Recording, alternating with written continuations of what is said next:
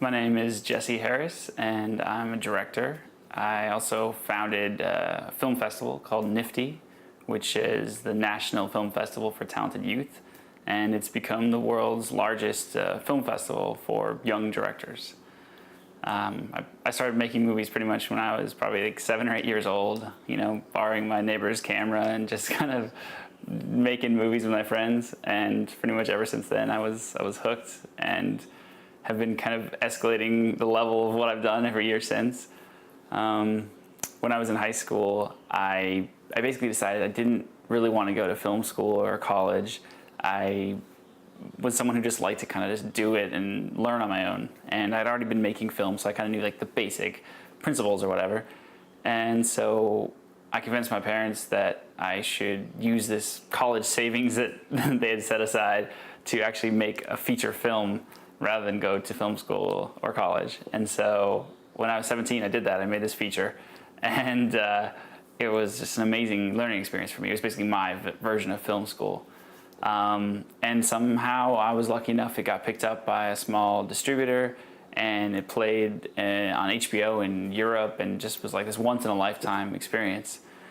But what came from that was even more greater. Basically started receiving all these emails from other young filmmakers, and this was about 10 years ago. And there was no, at the time, there was no film festival for young directors. There was no kind of film organization connecting young emerging filmmakers.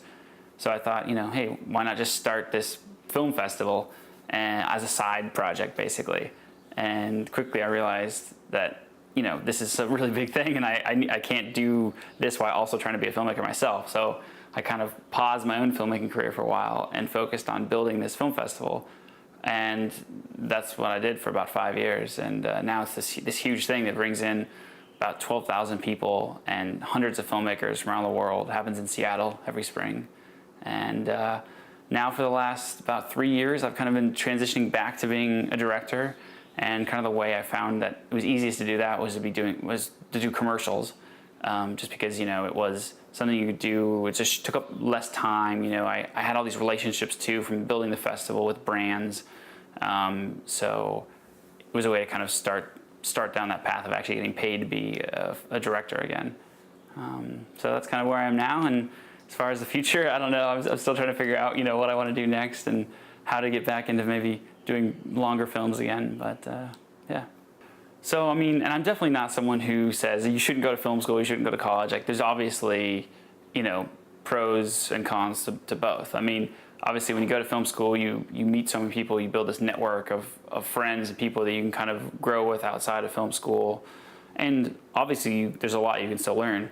For me, my personality, I never liked learning like in a classroom. I liked learning by just doing it and going out. I was always entrepreneurial and just liked to do things. And so for me, I knew I wanted to make a film, and so why not just start right away? Why spend 4 years and then do a film when you get out? So, and this was like my film school. Like, I was the youngest person working on this movie. I hired grown-ups basically to work on it, and I learned so much, obviously.